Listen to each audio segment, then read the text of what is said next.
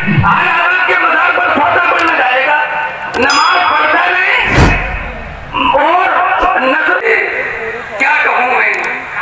अगर कोई सफेद दाढ़ी वाले कहते तो अच्छा लगता, मेरी तो भी दाढ़ी में कुछ खाने वाले हैं, लेकिन फिर भी मैं कहता हूँ ये तो ऐसे ही है कि जैसे किसी से ये कहा जाए, अरे तूने सुबह को उठकर गुस्ल किया नहीं, नाश्ता करेगा?